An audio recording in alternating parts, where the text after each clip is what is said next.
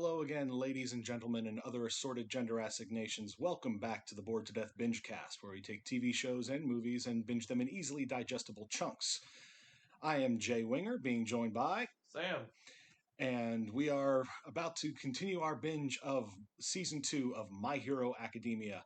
Zeke would be here, but he's had a tiring week, and he's not feeling up for it, so... And it's funny, like, you do that intro like you have it written down in front of you. You just kind of go now. I know. You've never written it down once. I've never written it down. It's just, I decided that's what the intro is going to be, and so, it's in my head. So all of a sudden you just turn on a switch, you go robotic, and then you go in. I mean, I used to work at a call center that handled IT support, so, and my colleagues often did comment on my ability to go from swearing about a call coming in and then switching into immediate helpful mode. It's just, I'd literally be the call would be like, my phone would be, I'd be like, God damn it, motherfucker! Thank you for calling the IT service desk. This is Jay. How can I help you? Stuff like that when you're doing retail, dealing with a pain in the ass customer, then being able to switch into purely professional mode, where you are going to help them to the exact minimum. Yeah, especially when they're calling. It's like, hey, do you have the minty pickaxe? Hang up. Yep. Yeah, that's that promotion. Yeah.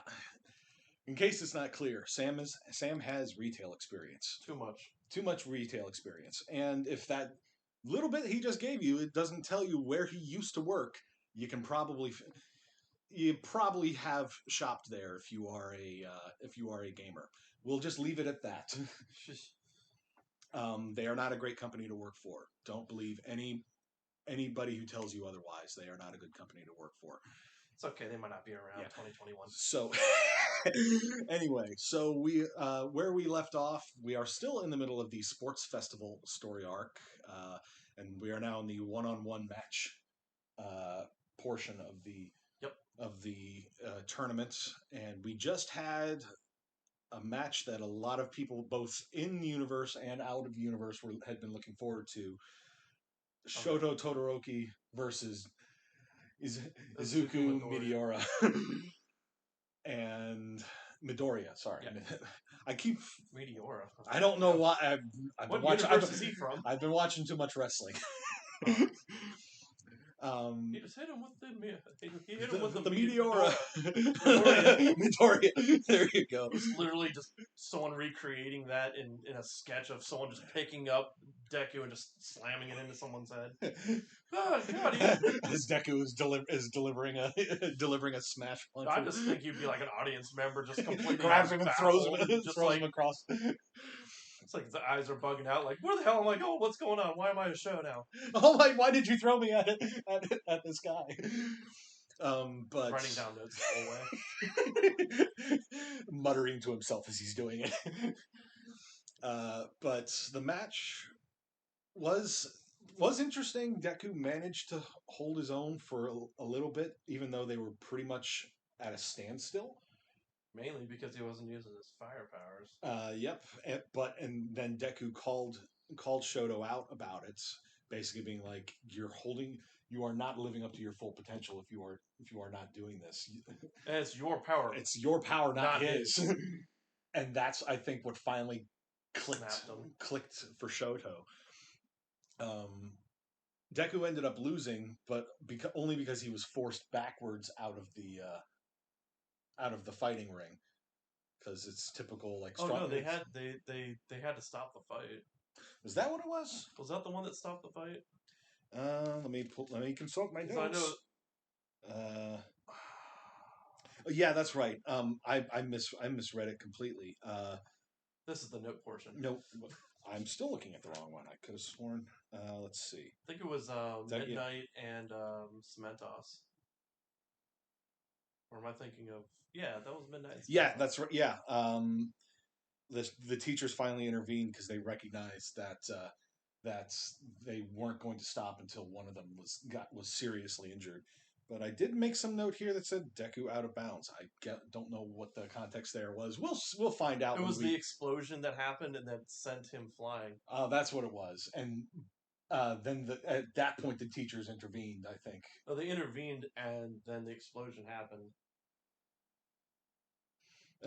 Oh, that's right. Yeah, because Deku was charging in, going for whatever punch he could still deliver, and Shoto was unleashing something, and they put the wall between them to stop them from colliding, but the shockwave still knocked Deku away. Yep. Okay. I think Shoto caught himself with his eyes. Yeah, we'll see it for certain in the recap that this episode is going to start with. But so we're on episode 24 of the series overall. Yep. So we'll see you after the binge. And we're back following our binge of My Hero Academia, finishing up the sports festival arc and moving into the internship arc, I guess you could call it. Yep. Also known as the Hero Killer Stain arc. Yeah, the introduction of. As this character that I know you have been looking forward to showing up. Yeah, one of our other binge mates were talking about the character before the introduction, but not actually mentioning them, saying that that's one of their favorite characters, and that was one of the powers. Okay, so it was Zeke that was saying.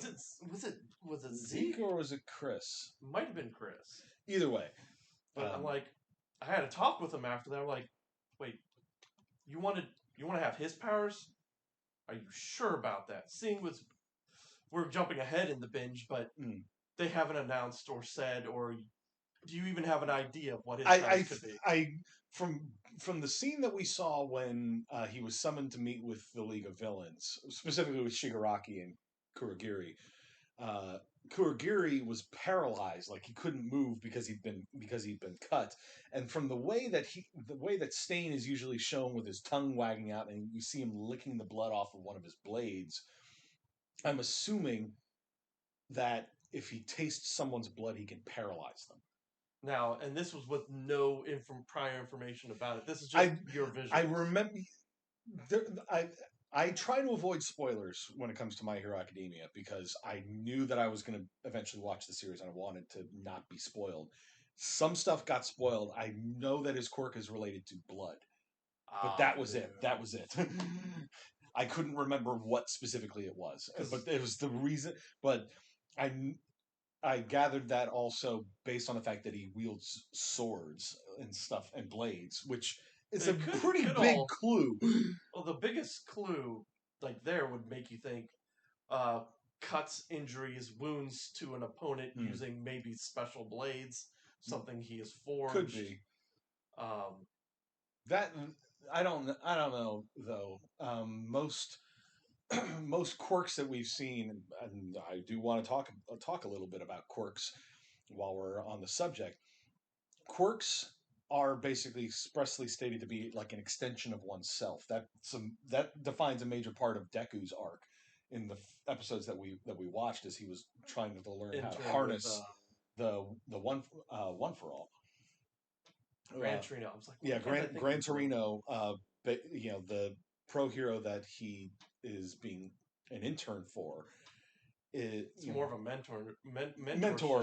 More of a mentorship. Like, he's not really interning like everyone else is. Everyone else is actually interning at a hero agency. Yeah. Funded by the state. Yeah, and that makes a lot more sense because All Might himself is sort of admitted that he's not really a great teacher. Because he just doesn't really. Because he was just an icon, and he was a natural, and it came very naturally to him. Whereas Deku is still struggling to learn how to use it. Of course, we find out that All Might didn't have a quirk. Yeah, that was another thing that came up in this series, that this series of episodes, that All Might admitted to Deku that when he was a boy, he didn't have a quirk either. But he said it wasn't as rare back then that there would be that quirklessness wasn't as rare as it is in Deku's day, but it was still uncommon. We're sidetracking. Yeah, we're sidetracking. We've got like 2 episodes of the tournament. The tournament, yeah, which opened with they had a brief little series of quick little cuts, sort of showing how the rest of the quarterfinals. I mean, I don't know about quick little cuts. I mean, it was just the match was done. Yeah. Well, that's kind of what I mean. That Ida beat Vine Girl literally by just getting around behind her, grabbing her by the shoulders because he's a gentleman, Yep. and then just speedily pushing her to the boundary, and then just out of the ring. And Tsukuyomi basically just used Dark Shadow to completely overwhelm Pinky. Oh yeah. Yeah, and that's another thing. They all picked their hero names After the tournament. But we're going to be using a couple of the... We're using a couple of their names now. I know you were using some earlier because you just remember those names now more than their real names, because we're Western foreign dogs, so Japanese names are not always as easy for us to remember. And I'll admit I'm straight up with one of those. And then we got a brief glance at Kirishima versus Bakugo.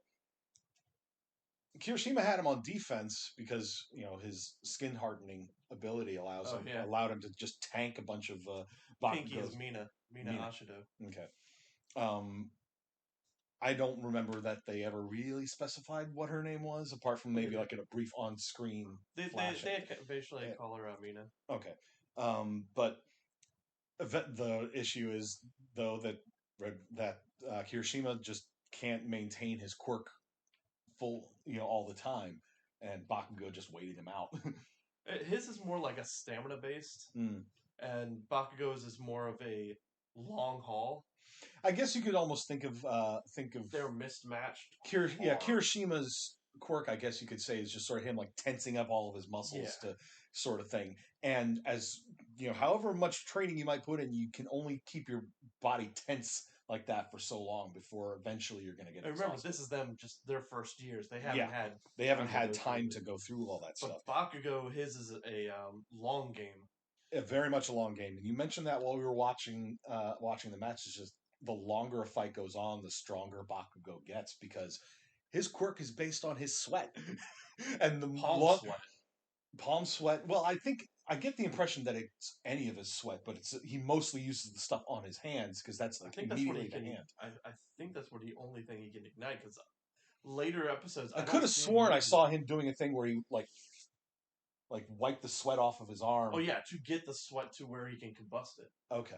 I think then in that case, I guess what I should say is he activates his quirk from his palms, but it's any of his sweat that he can trigger it from. Yeah. Okay. Because he sweats nitroglycerin. Yeah, and again, that's my point. It's just the longer a fight goes on, the more powerful he's going to get because he's going to have more sweat to work with. That's why I'm kind of shocked that and it might have been that he tried. Todoroki should have just encased him. If he's frozen and he can't sweat, he can't combust. Well, but remember, during that fight, Shoto was having a lot of mental hurdles that he was overcoming. We're getting a little bit ahead of ourselves again, because the semifinals that we had Ida versus Shoto, and before the match, Ida tried to contact his older brother, who's the pro hero Ingenium, but got a message saying, I'm away on a mission, can't come to the phone right now. So he's just like, all right, he's busy, I won't bother him. And he goes off. And then we find out that Ingenium was tracking the hero killer Stain in Hosu City. And Ida basically overclocks his engines. I forget what the term he uses for it. I think he does just straight up overclock. Yeah, I mean, that's what it is, but he uses a specific name for whatever it is. But regardless, he tried to use that to speed himself up so he could try to outpace Shoto's quirk. He did for a bit. He did for a bit, and he actually managed to land a pretty strong blow on him. Yeah. And then he just tried to use his speed to drag him to the edge of the ring. I think what it was, and then his engines got froze up. I think what would have benefited him more in that situation, instead of trying to physically drag him out, once he landed that hit and he got the grab on him, just do with his engine, spin and throw. Yeah, like a hammer throw. Yeah, I agree. Just chuck him with one rotation. Again, first years. Yeah, they're still learning. The best strategy for this sort of thing. Todoroki countered that. He just shot the ice at his engine so he couldn't run. Yep. and then you completely shut him down, and then he just encased him, and Ida couldn't continue any further. And then we had Tsukuyomi versus Bakugo, and it was again a complete mismatch because Dark Shadow can't really do a whole lot in the light. He's primarily defensive in the light, and he can't attack. And he can. He just doesn't have as much strength. Right, and Bakugo shows that for all of his aggression and blunt nature, he is not as stupid as you might think. The worst part is he figures all this shit out by being an aggressive, pushy jackass the whole time. And this is one of those things I kept bringing up while we were watching it. It's just they're like, Bakugo would be a very interesting character to root for if he wasn't such an unlikable jerk. That's what makes his character unique. This is true. But it's just he is like all aggression all the time. And well, after the semifinals, Ida gets a call from his mother and then is basically told your brother's been hurt, and he has to leave to go be with his brother. As Stain then gets approached by the League of Villains.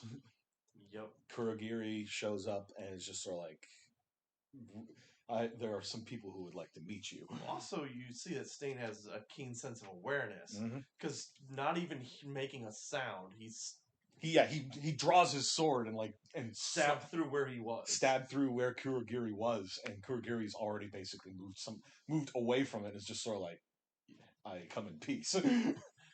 Because remember, most of him is just fog. Like he's expecting a person, not the only real tangible piece. Well, and I think the tangible piece is what sort of keeps him from like dispersing too much. Just like 13's suit is what sort of keeps her from just completely losing control. Which that brings me again back to the nature of quirks. Yeah, we're all shown all these quirks, and we're told that they come in different strengths. Like Deku's mom has a quirk. I don't remember exactly. It's a low gravity field. A low gravity field. So she could like levitate stuff, but in a smaller radius. Much less powerful than like Uravity's. Use her finger and be like, "Ooh, float a can to myself." Yeah, little basic things like that. And we've seen plenty of physical mutations as well. Like Pinky has, her skin and the little horns. There's a bunch of people with like where it looks like almost their face is a skull, but exactly, their teeth are visible. and things like that. And they or also the president, not the president, the police chief is a dog head. I don't remember the police chief. I'm confusing him with the principal. Shit, you might not have gotten that far. Whoops. Oh well. That's don't worry about it. Don't worry about it. It's little things like that. I'm not gonna worry too much about. But that just makes me wonder how much. We're told that or All Might admitted that he didn't have a quirk when he was a kid. He has a pretty noticeable physical difference in his appearance, both with his eyes and just the general shape of his face. It doesn't look like an ordinary person. I'm just wondering how much, if those like physical mutation quirks like that might not just be what the quirks are. They might not have a superpower kind of thing. I wonder if it's just that there's just like a whole lot of one's use over an extended period of time. One for all, you mean? Over an extended period of time can degrade what he once was to where it's basically drawing on his essence. I want to say that we got a glimpse of him in the flashback to his training with Gran Torino. Yeah. When he still kind of looked like that. Yeah, it's hard to say how much of it. I think it was that. How much of it is just him being withered from his injury and having to turn. I lost most of my respiratory organs. Yeah, what makes more sense now with the Gran Torino episodes and going back is that the transformation between what we see of All Might and what people from Toshinori to All Might, you've got what Gran Torino was saying. You've got a well, not what he said. What Deku figured out was to have it on all the time. That was him having it on all the time back in his Silver Age. Mm-hmm. Once that injury happened, he couldn't do it. He could only withstand it for so And long. that And also that could sort of degrade over explains years. that mental hurdle that Deku had to overcome when it came to using One for All, because his, when he met All Might face to face, he realized that it was something that All Might had to turn on and off. Mhm. That's granted a thing that All Might has no real control over now. He has to do it Because of that. because of the injury, and that sort of defined his But also, his usage Deku's of it. also looking to him as a huge mentor of, It's like, he I was want to always, be like him. This and is he's how he always uses doing it. So, smash, bang, boom, where he's just throwing hits after hits and just throwing out names and finishing fights in 1 hit, 2 and he hits. then later compared that to, it's more like my special move kind of thing. Which is funny. A lot of comparisons between Deku and Shigaraki, who also makes a lot of video game references. He makes beyond. We don't have a healer in our I party. remember during the USJ attack, he was just sort of like, "This is the boss fight."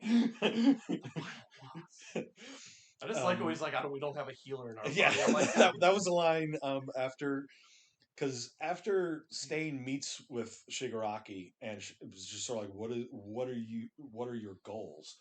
And Shigaraki's like, we want to tear down the hero society we live in. Start by killing All Might. By killing All Might. And Stain's just like, you don't have any real convictions. And also, you disgust me. Stain also mentioned before that only hero allowed to kill him is All Might. Because he perceives him as the only true hero. And there's a bit in the last episode we watched, I think, right before Shigaraki and Kurogiri summon the Nomus in, that Stain is basically just monologuing to himself, but it's just, he believes a hero is a title that needs to be earned rather than just being like, I'm a hero. And yeah, I have flashy power. I'm a hero. Give me my paycheck. I want to be a sponsor, get sponsored, and do all this other stuff. And I can understand Stain's mindset with regards to that sort of thing. That is kind of a shitty reason to want to become a hero. He's going out there. He's more of an anti-hero than a villain. Yeah, it's just the way he tries to, and a literal anti-hero at that. Literally, yeah. Hero killer. It's right there in the name. So he's going after, what I would hope that he was doing was going after heroes who are just in it for the namesake, for the who are in it for the fame, like Bakugo. Bakugo would be the sort of person that Stain would be like, you are exactly the kind of person. I know a little bit more now. He's not really going all for that reason alone. Yeah, but you're going off spoiler information here. I'm basing this solely on what I know of but Bakugo as up of to right this now, point. You would look at Bakugo and be like, you need to be dealt with. Yeah, and he wouldn't be wrong. Yeah. Especially based on Bakugo's behavior at the sports festival. Because let's backtrack to that. The Shoto versus Bakugo fight. Where part of the problem that came up in that is Shoto starts having doubts about himself again. Because his dad, he hears over anybody else, his dad scream at him about using his power. Well, it's not just that. Even before the fight, when he's just in the waiting room, he was looking at his left hand, where he uses his flame powers from, and was just was clearly brought him back to thinking about his mother, and that was put another mental block in place for him. Oh, he was dealing with a lot in the ring. Mm-hmm. And when he was fighting Bakugo, he was very clearly trying not to use his flame powers again, because you could see that his right side was icing up. Even if he's not to use the flame at all, use it to heat up the other side of your body. Otherwise, you're literally just putting a time limit on yourself. Yeah, you're gonna freeze yourself. You're not gonna. And I think that's that may have been what Deku was trying to get across to him. Well, it worked in his match. Yes, but I think Deku was more just basically saying you don't have to not use it at all, but you can still use it to regulate your body temperature so you don't freeze yourself. Because actually, that brings me back to their training when we first saw Todoroki using his quirk, that side of his body was completely frozen over, encased in ice, and all he saw was like a little red glow of an eye. Yeah, suddenly it makes more sense now because he was very consciously not using his flame powers at all. But the match basically ended with Bakugo ended up getting. Bakugo ended up winning. That's right, because he used his little like drill claw. Oh my god, he just kept the drill missile thing. He turned himself into a human missile, just spinning himself around, literally like a bullet, and just launching, and using that to close the gap. And it was it was at that point like Endeavor, I think, called out to him. And no, it was Deku who cheered him on. Yeah, cheered him on, and then he started. He started using his flame powers, but it was when Bakugo made said something, and it made him switch back off, and that led to Shoto got ringed out, and Bakugo was having none of it. And Bakugo was like, "This isn't how I wanted to win," because he wanted. I need you at your full power, damn it! Because he saw him go all out against Deku, and he wanted that because Bakugo wanted his victory, undisputable evidence that he is better than Deku. Right, or not just Deku, better than anybody, yeah, including Shoto, because Shoto. But I think it's more that he's trying to distance himself from Deku climbing the ranks. Mm-hmm. That if he put up this kind of fight, Deku keeps basically hanging in there and excelling. If he would have only used his ice powers against Deku, Deku would have won. This is true. The reason that he won was because he used his fire powers. Now, he got to fight him at that level and lost. Bakugo fought him at the ice level and won. Thank you for the armchair psychiatry right there. That's a very good point I hadn't considered. I didn't have you at your best. I don't know if I could actually beat Deku. Is in his head, and he doesn't want to say it. It's like in his head. Well, it's not so much that I don't know if I can beat Deku, because in his head, in his head he can beat Deku, but he is unsure of it. Yes, he is not. But it's more that he saw that Deku basically pushed Shoto to that point, and that's how Shoto won. And he's just sort of like, if I beat him at 50%, there's no proof that I could beat him higher. Exactly. There's no proof that I could even beat Deku. And people will be talking about, well, he only won because he wasn't using 100% of his power. But anything that basically implies that Bakugo is in any way inferior to somebody, that's what gets him furious. Down because didn't beat him at his full power, and Deku could have beaten him at that power level. At 50%, Deku could. So that means he's basically on the same level as Deku, and that Bakugo can't stand. Yeah, and that just drove him nuts. And he's not. And we saw it in the award ceremony. That was well, even before the award ceremony, after had to make a special thing for him to be stuck to. Yeah, well, going back, it's like Bakugo. Well, Shoto got knocked out also by the blast. And Bakugo's getting ready to unleash on him. Basically, and Midnight has to use her powers to put him to sleep. But he noticed he was on the verge of crying because he wasn't able to get a full-on fight. He wasn't able to get shaking. that 100% victory. He wasn't going to go all out on an unconscious body. You noticed he was never going to go. But he was losing control. Is what you think he might have been losing control, because he never went full out on Uraka at all. He said he was. But you noticed he could have done a lot more and dropped her like that. He could have dropped her in a second, but it's just sort of like he doesn't really know. He didn't really know what her quirk was because he doesn't really pay attention to other people. He makes you think. Now, and I've been paying attention to this since I've seen this is one reason I agreed that you should be involved in this Bingecast because you are picking up on things. He's doing what the teachers are trying to do, is help them push themselves. He's pushing Tsukuyomi and Gravity. He literally did, and then had the same pretty much result of what All Might told him. I see where you're going with this. Yeah, you nerd. You're in the light. The difference is he's doing it because he wants to get that definitive victory. It's like, I want you at your best, or basically sort of kind of thing. You're only as strong as your weakest link. And he and does. If he's and in a class of weak links, he's a weak link. This is which true. also was brought up by He's Class doing it 1B. for selfish reasons for that in that respect because he thinks it reflects badly on him, kind of thing. Whereas the teachers are basically trying to help them improve. He's just more like, you guys suck. Here's why. You guys suck. Here's why. But basically, almost in a way, teaching them in a sense in his own twisted way. Mm-hmm. And it contrasts him with Gran Torino as well, because Gran Torino, in his spars with Deku, is basically pointing out the flaws in how Deku is using his power. And also, once Deku starts getting the hang of using One for All, realizing I need to be channeling it all the time, that's the only way I'm going to be able to use it effectively. It was also more proof when he was fighting against Todoroki, saying, I want you at your full power. Don't hold back on me. Because he's trying to draw it out like Deku was, but Deku can reach people better because of how he is. And also because Deku understands what it means to be weak. Yep. Bakugo has no idea.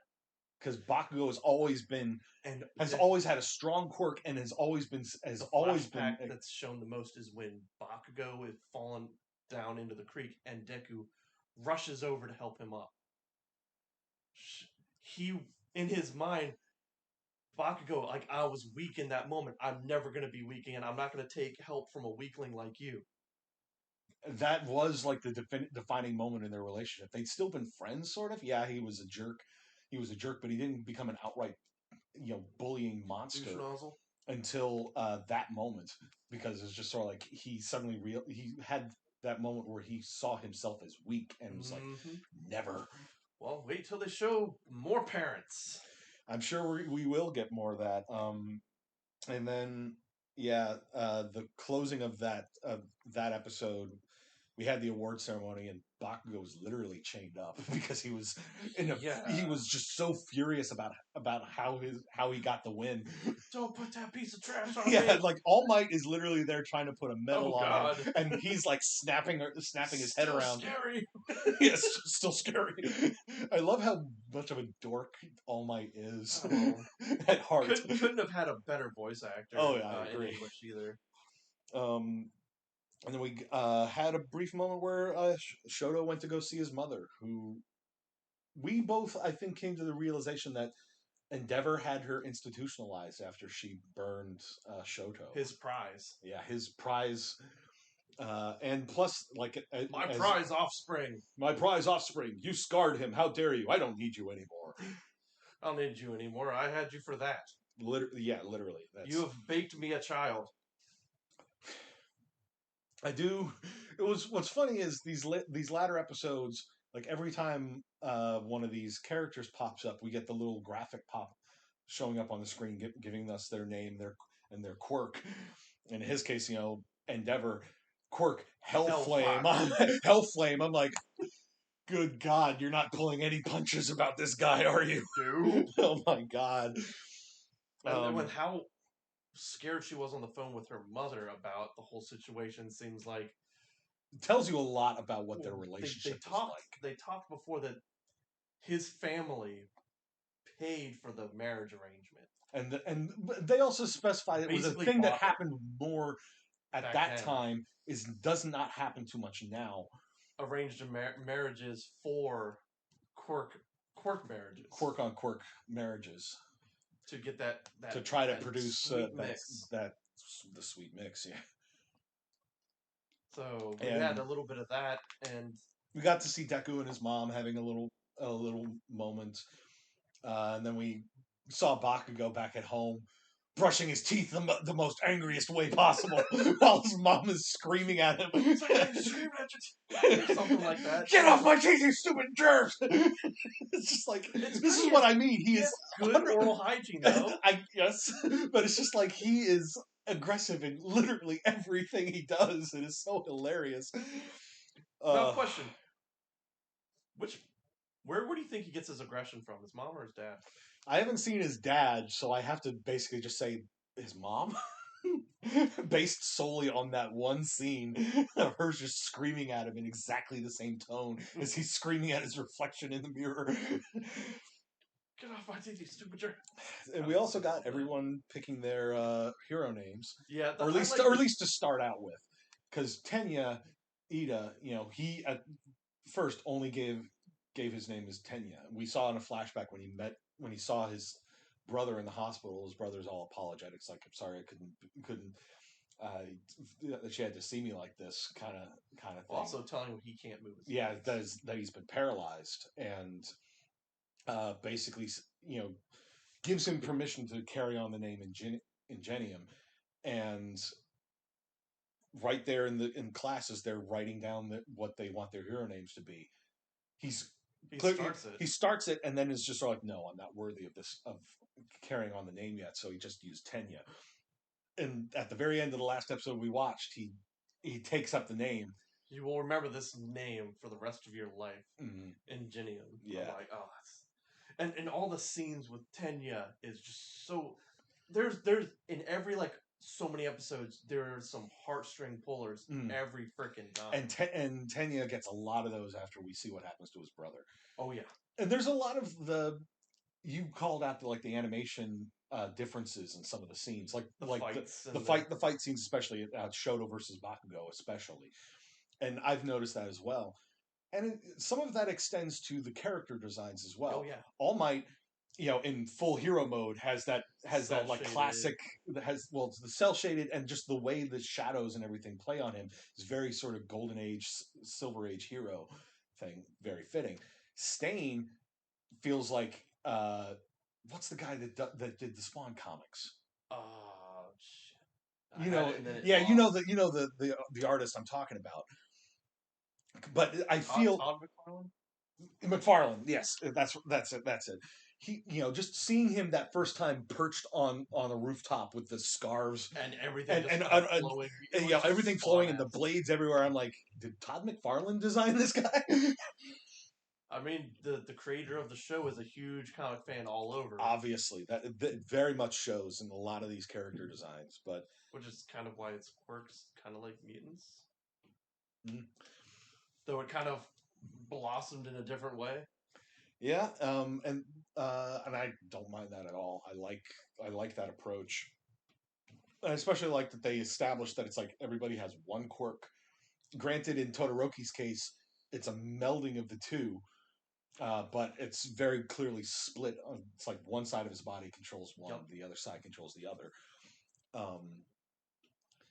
Whereas in Marvel and DC and stuff, you can have the smorgasbord of powers. Like Superman has literally whatever power. Miles Morales has 4 or 5 powers. Mm-hmm. And I also like that My Hero approaches it that there are drawbacks to some of these things. It's like, yeah, you could push it a little bit further, like Tenya with overclocking his engines, but it's like he can only do it for so long before his engines will stall out. You've got Creaty, Momo. She can create stuff, but to a certain extent, she has to have the mental knowledge of what the compounds it is. What the compounds is, how it's all put together. And it takes a lot of stamina out of her. Mm-hmm. And she has to have bare skin, because she's literally creating it out of her own body. Yeah, so and it's like grape juice. Yeah, he can pull those sticky balls off of his head, but if he pulls out too much, then he starts bleeding. Also, they're stickier because depending on his let's leave that aside. Well, and then again with Deku, because his body is not yet used to the quirk that he has, he keeps running the risk of injuring himself. And that's why he wanted Toshinori wanted him to work out, clean up this beach, do all this stuff, because his body was not prepared for it. My theory is... that was literally just pre-training before. It's like, I can't even give you this quirk until your body is ready to accept this power. He gave him the quirk before he had the muscle training. So I'm wondering if the quirk is reacting the way it is because he wasn't physically prepared for the on-taking of the power. Toshinori might have been more physically fit, and that's why it was so much more natural for him to just go, dude, I'm just going to punch it. That's a very good point. And so, yeah, then we got everybody goes off to do a 1 week internship. Most of them are interning at various hero agencies. Uravati, Uraraka, she deliberately chose an agency run by a combat hero, Gunhead. Yeah, Gunhead. And she's specifically said she's doing that because she wants to basically broaden her training so that she's not just focusing on rescue work like her quirk would especially be useful for, but she wants to basically learn how to better herself. And So I kind of respect that. Yeah, be more versatile. It's like, Oh, yeah, let's say you're- I'm primarily here to rescue people, but if I have to fight, I want to be able to I want to be able to do it. And probably her battle against Bakugo woke her up to how unprepared she is for combat situations. So well. She did well, but the problem was she was going up against Bakugo. Was like, I was born for this shit. I was born for this. I literally go out. Every opponent, even if you're my classmate, I'm going to kill you. That's why I want to call myself King Explosion Murder. Nah, not that. Lord Explosion Murder. That's basically the same thing. We still haven't learned. They still haven't actually said what his hero name finally ended up being. Don't tell me. I want to be surprised when we finally find out. What? I think it's just Bakugo. I swear I've seen somewhere that he actually did pick a proper name, but That might have been manga. Might have been manga. I don't know, or maybe it's like later season stuff. I don't know. Whatever. But like Bakugo chooses to get to intern with Best Jeanist. Best Jeanist chose him. Oh, Best Jeanist chose him. He was one of the offers he got. Okay. Well, but it was clear Bakugo got a lot of offers, but Bakugo had a choice on where he could go from those options. Here's the thing: Best Jeanist is assuming that he took him because he's one of the top 5.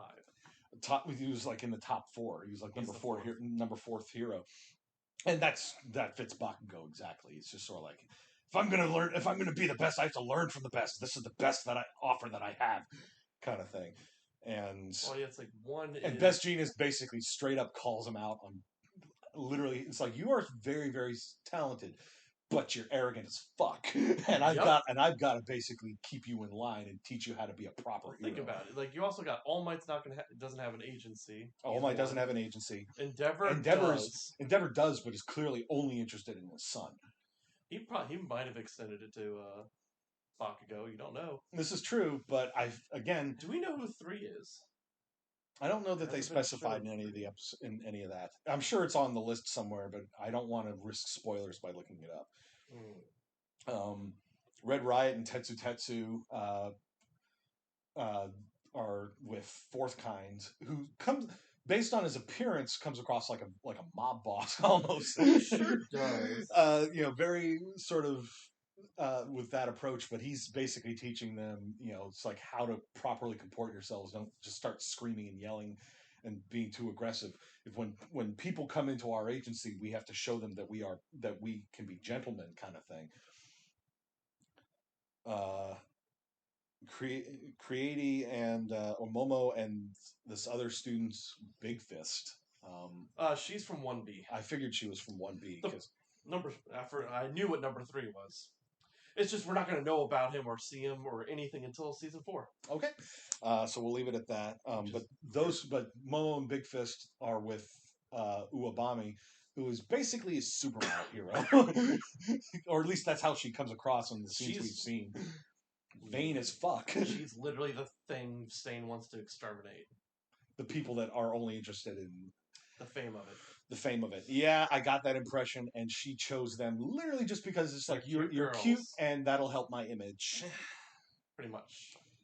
Earphone Jack. Them in a commercial after yeah, Earphone Jack goes with Death Arms, who's one of the pro heroes we've seen from like episode 1. Yeah, he was there with the tree dude and Mount Lady. Why can't I think of the tree guy's name? Something Wood. Kamui Wood. Kamui Wood, yeah. That's it. Kamui Woods. Grape Juice, chose Mount Lady literally just because he's a pervert, and she's basically having him live in maid service. It's like, I just love his comment. Like, this wasn't the kind of role play that I was hoping for. I was like, damn. Froppy. It looked like she was when you were Navy. writing. Yeah. Well, no, you commented she's with the Navy, and I glanced up, saw it, and was like, Navy. and Shoto ended up going to Endeavor's agency, but it's very clear, straight up told him, it's like, I still don't like you. Um, so with the Navy thing, it seems like Froppy's powers are not really for combat anyway. She seems like more of a rescue hero. Also. She does come across as way more of a rescue hero, especially in water. But she is also like completely learned how to use all of her quirks abilities from an early age. And the weird thing is, I was reading more, and apparently she's got more powers that we still haven't seen yet. Well, again, first years. Yeah.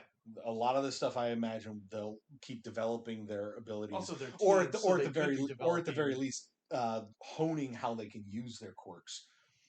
Yeah, Degu later on does a 180 on how he uses a whole bunch of shit. I imagine so, and part of that might just be because Recovery Girl, after she finished doing surgery on all of his broken limbs to remove the bone fragments from his joints, basically told him, "I'm not going to heal you again if you get injured using your quirk this way." And she called out All Might on it too. It's just like, you're teaching him bad habits. Or you're putting too much pressure on him. That's what it was. It was Gran Torino, I think, who basically said that he taught you wrong. He can't teach because it came naturally to him. Yeah, and that's often how it goes sometimes in real life, that people that it comes naturally to don't know how to translate that knowledge to especially when they're other people. If someone's naturally good at it, it's hard for them to go, yeah, all you gotta do is get good, scrub. Exactly.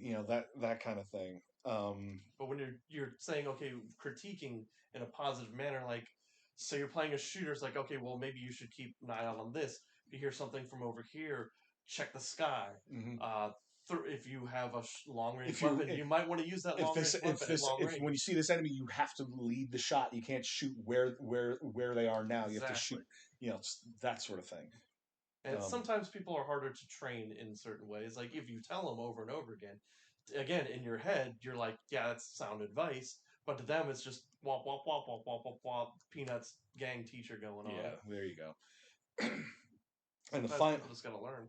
And the final episode of the ones that we watched, Shit hit the fan, and when you realized it, you were like, "Oh no!" I'm like, wait, they're on the bullet train already. Oh fuck! Yeah, it's just like he realized that we were coming up to the end of our 5-episode binge. But the next 5 is gonna be fun. Yeah, we've got 10 more episodes in this season, so that's 2 more Bingecasts worth, and we'll probably record those later this week. So we have the backlog. We came on to the episode with Stain pretty much immobilizing. Yeah, with him and Shigaraki and Kurogiri, and basically just like, you guys disgust me. You don't have any real convictions. And he was gonna go basically cut off frickin' Shigaraki's head. Yeah, because he had close to the hand that's on his face, and he says, "Don't touch that hand." And he put all 5 fingers all 5 of his fingers, on the blade. And I have read that is how his quirk works. That it has to be all 5 fingers for him to use the bad touch. Also, which is handy, which explains why when he's scratching himself, he's only using like those 4 fingers. I imagine if he'd used all 5, it would probably be bad. Yeah. I don't know if he's said it yet, but I'm probably just going to drop it anyway. I'm pretty sure he calls the hand on his face father. Ooh, that explains. Ooh. I think. But these are some backstory in like season 3 or 4 about him. I imagine so. Like I said, I try to avoid spoilers. I have glanced at some stuff that basically does say that there's more explanations about him, but I'm like, I shouldn't be looking at this. Go away. And I closed out of the tab. Intriguing, and I know you love your lore, but I'm a huge lore nerd. I love lore. In video games, I love playing stuff to find out lore and love the world building. The more lore, the better. Exactly. That's one reason why you're just out there with your plate. More lore. Exactly. This one of the things I love about Destiny and Destiny 2 is the lore that they put into the game and everything. But we're not here to talk about my love of Destiny. We're here to talk about My Hero Academia. I could talk about Destiny for hours. And we could do the Destiny stream. Anyways. But basically, very clearly, he got out of him what he wanted to. He said, Yeah, he's just like, you learn a lot more about a person when they're on the verge of death. so I could let you live for now. We have similar convictions, but going at him in a different way because And he wants to prove that there's... he only wants the ones that are worthy to be heroes. Yep, and he only deems All Might to be... Presently, he only deems All Might to be a hero. Granted, I don't know that he necessarily spends enough time trying to find out about the heroes that he's necessarily targeting. He's just like, you're not like All Might, fuck you, die. Pretty much. He just sees him as the number one, and if nobody else can stand up to him, F him. But you've also got... He got teleported out by Warp Gate, and he's like, alright, go back out to Hosu. He wanted to go back out to Hosu. To track down more heroes. And this is about the time Tenya is finding out that he tends to target like 5 heroes in every 4 or 5 in every different area. So and in Hosu, Tensei was only the first. And so he got that cool one.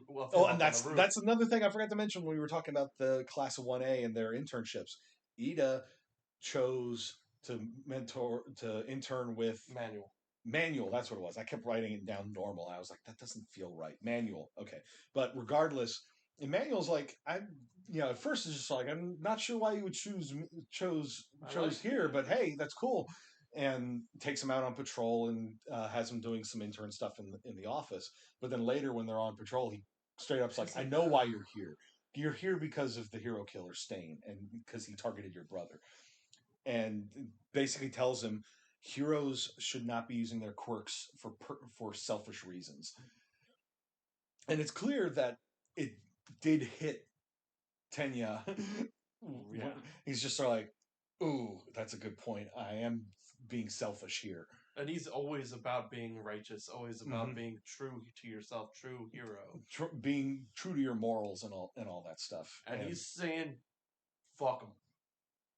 Well, no, it's clear he was kind of taking it to heart, but then he sees Stain and he's just like, this is when you know what? No. In this episode, so Stain's going off to do his thing, and Shigaraki was up there, and he's with Kurogiri, and it's just like, I don't like this guy. He's like, kill me later. What the hell is this crap? And then he made another game reference.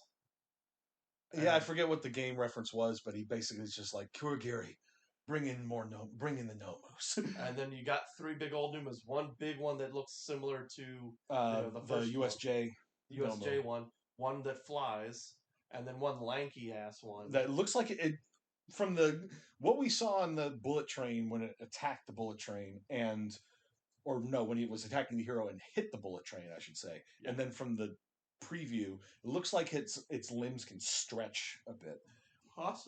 Possibly, it might just be quirk of the animation style and how lanky it is. But he's a lank boy. But before these Nomus got summoned, there was a brief scene earlier in the episode when All Might met with the police detective. Ah, yes. And the police detective is like, we've been studying the genetics of the Nomu from the USJ attack, and see what he used to look like. It's like, this is who he was, but he doesn't respond. He's basically mindless now. He doesn't respond to any questions or any stimulus. It's like he's waiting for orders. He appears to possess multiple quirks, but none of them were his. None of them were his, and that suggests that somebody else basically put these quirks into him. Yep. They didn't mention him by name. I know of All for One because, again, as much as I've tried to avoid it, I am aware of All for One. And while they didn't drop him by name, it's clear from All Might's reaction that he knows exactly who's behind it. And he's just like, no, it can't be. It can't be. But... as they show 3 more, not specifically meant for All Might. Yeah, the one at the USJ was specifically engineered to basically counteract All Might, and All Might was just sort of like, yeah, no, I can still beat it. Yeah, even if how he beat it was literally punching him so high he saw the curvature of the earth. Right. And while this is all going on, Deku and Gran Torino were on the bullet train heading from wherever Gran Torino lives. I'm sure they said where, but And I then missed it. he said, "Oh, we're passing through Hosu. Well, no, they said they were passing through Hosu, but where Yeah. he lives is somewhere else. But they were heading for Shibuya in Tokyo. Yeah. And Deku was like, I don't know that my costume's thick enough because it's clearly a rough neighborhood we don't know enough about. Oh no, he said fancy enough. Oh, fancy enough. Okay, because it's a part in Japan. It's probably like real nice, spiffy area. Okay. Yeah, I don't know enough about the districts of Tokyo to basically say one way or another. They mentioned that they were taking the bullet train to Shinjuku, which I have heard of. I've heard of Shibuya too, but I just don't know enough about the. And he's trying to contact Tenya, but Tenya's not getting back to him. Yeah. It's like Tenya's seeing his texts, but it's just not. Damn, bitch left him on red. That's clearly like ghosting. It's like I see you and I'm just not responding. As opposed to just like, oh, I missed your call. That's where Manuel and Tenya split up. Oh no, because they were going to go towards the explosions to help out. They were both heading that direction, but and then he saw Stain just exactly like his brother did, mm-hmm. passing. Passing by and not bringing frickin' help. It's like at this point, when you know that he is that he has killed multiple heroes, don't engage him alone. And he caught him about to execute a hero called Native, and Stain basically knocks his helmet off with like one swing. And one swipe upward and knocks him on his ass. He's like, "I'm not here to kill children or anything." Yeah, he's just like, calls him. He's basically saying, "Piss off." Yeah, it's just like, piss off. You are punching above your weight class, kid. And he starts to get up and says something. He's like, "Watch what you say next." And he has the sword right to his face. And Tenya, Tenya shows that they are made of brass because he doesn't back down. Say what you will about how foolish it is to try to engage a hero killer on your own when you are not even yet a pro. It just reminds me of the AC/DC song, "Big Balls." I got big balls. Who's got big balls? Who's got big balls? But I am definitely enjoying this. It was a wrench to have to end it after those 5 episodes with that, but it was necessary because we don't want to binge this stuff too much because we want to take our time at a bit, but also I just don't want us to just completely plow through. We got to take some time. Plow through it. Like, calm down. By the time we get through with season 3, 5 will be finished. Yeah, and then we can just basically. I'll be sitting there on my hands through most of the episodes going, what's the next episode? What's the next episode? I get it, dude. I get it. I was that way. I was that way with the more recent seasons of like Ruby and with Genlock. Speaking of, Zeke and Chris and I are planning to watch Genlock, maybe for Bingecast. Don't know for certain. But would you be interested in joining us for that? How long is it? It's only 6 episodes for season 1. Yeah, sure. All right. I'll sit through the first season. Yeah, they're still working on season 2. It'll be on HBO Max when it is. For questions, yeah. Any sort of questions that you have for us about? It's about you. Oh, for me. Oh, sorry. I don't really have much really to feel on. It's like I know that we're going to get more insight into Stain and get confirmation on what his quirk is. Like I said, I pieced some stuff together from half-remembered glimpse that I saw online somewhere. I think it was on TV Tropes. And from seeing just these brief little interactions with Kurogiri being basically unable to move after one cut to his arm. Which is... Like when I first saw it, I thought it was just his blade, something in the air, something he can do to manipulate something about open wounds. But quirks in My Hero, I think, again, are extensions of oneself, and they're not necessarily tied to objects like semblances in Ruby. Because semblances in Ruby sometimes the person has to have some object in order to channel it. Like Adam Taurus in Ruby it's basically explained that his sword is the key to his semblance because it allows him to basically absorb incoming attacks and then use it as and then yeet it back at his and then basically yeet it back at someone. It's explicitly compared to Yang's semblance, where she can basically tank hits and then just return it with greater force.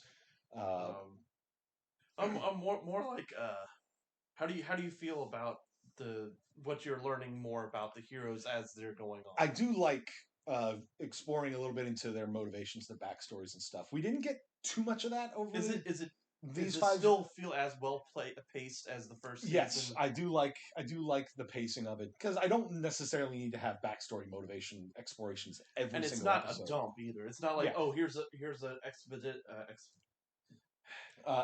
exposition dump. Thank you. It's not that. I was like backstory dump. My brain just shut off mid sentence. Word. I get it. Especially when you get an exposition dump, it can basically your brain can switch off because you're just like this. And is it's too just much. like you're sitting there through the episode, and you're just like, "Is this all the episode's gonna be?" But it's like you're learning more, little bits each time. Yeah, and then the action just punches you in the side of the head, and you're like, "Oh shit!" Like the episode with them going the first like day or two of their internships, getting little glimpses at the major characters from 1A was a good way to approach that. It's like we are focusing primarily on Deku because he's the protagonist. Yeah. And we're focusing also on Tenya because we're exploring, we are seeing his character arc develop as he is confronted with how righteous can I be when I want and it's when I want vengeance rather than justice. It's throwing a good conflict to someone who is just so about the rules all the time, and then it hits home. And then you're putting your own values and your own morals in question for your own personal satisfaction. Not only that, but it's his brother. He idolized his brother. It's we are seeing him moving away, sliding. He is sliding way more towards vengeance. No, I'm saying justice versus vengeance. He is clearly motivated more by vengeance right now than justice. Because if he were just going after him because of the other heroes that have been targeted, that would be one thing. Because you're seeking justice. But because he is specifically calling, when he calls up and assumes his brother's hero name. Oh, it's on. It's just like, you just flip the switch from justice to vengeance. Oh, yeah. So he took the words, but then once he laid eyes on Stain, he's like, nope, switch back. If he'd had more time prior to that moment, he probably would have held on to it. Yeah, if he hadn't spotted Stain and went to go help Manuel deal with the explosions, then I think he would have had more time to internalize. Like, yeah, you're coming with me. Internalize. Like, oh, yeah, cool. Oh, and then never mind. It's just like, you. Blood red scarf. I'm kicking your ass. Blood red scarf. Whole bunch of blades. You're the hero killer, Stain. Yep. So it looks like the next 5 episodes are going to be dealing with both Stain and Nomu attack in Hosu. Yep, sure are. And I think the last 5 episodes are kind of like a wind down and start of the next season. The aftermath of, well, it's similar to season 1. We had like an aftermath episode. They did that in season 4 too, and also laid the groundwork for season 2, which would introduce. Well, it took a little while for them to start spooling the League of Villains back up, but we're starting to see that. We got another. The secret leader of the league on the phone, basically on speakerphone. I'm assuming, given the proximity of hearing him on the speakerphone with Stain while he had the other two, while he had Shigaraki pinned down and Kurogiri paralyzed, and then the next episode they mention the guy with a quirk that allows him to give quirks to other people. I'm assuming that this might be the one all for one. Possibly. You're not going to say because you don't want to spoil. Yep. And I'm fine with that. Because there's some stuff you ain't learning until another 2 seasons. and I'm looking forward to that. I am all in on continuing to watch My Hero. Pacing. The pacing is what helps. Fire Force. The pacing on Fire Force just blows my mind. Was it Whiplash? It was almost Whiplash. Just like, oh, you're not really even giving us enough time to absorb all this stuff. Because while we only binged 4 episodes for Bingecast, I have been watching more episodes with Zeke. I think episode 13. I want to say, I don't remember specifically, but I'm looking forward to that, and just the way they're building out more stuff there is just sort of like, but at any rate, anything else you want to add? Your idea of a quirk that you would want changed, of your favorites of all you've seen. I don't know that I would necessarily change anything. Shoto's got to have some drawback to his quirk. You know, it's so powerful. There has to be a flaw. It's called mental block. No, I mean, Dad. His dad is his biggest. His daddy issues and mommy issues and his mommy and daddy issues are something that needs to be overcome. But I'm talking like, he's also the baby of the bunch. Yeah, we did briefly see one of his older siblings earlier before too. Yeah, we saw some of them. We saw some of them earlier. That's not for you. We got to train. It makes me feel bad for Shoto because he never really got to be a kid. It's like, as soon as his quirk manifested and Endeavor realized, I have what I want, immediately sort of like, you don't get to be a child anymore. It's funny. He's like, you have the proper hair for half and half. Do you has it? Good. You has it. Yes. Let's go. But yeah, so that about wraps up this edition of the Bingecast. If you go ahead, leave any questions you have for us, any comments down below. You can hit us up via email, binge.cast at... it'll be in the description. It'll be in the description. My brain just shut off right there. You can also find me on Twitter at J2KWinger. There may be additional social media presences to come. Again, those will be in the description when this goes up.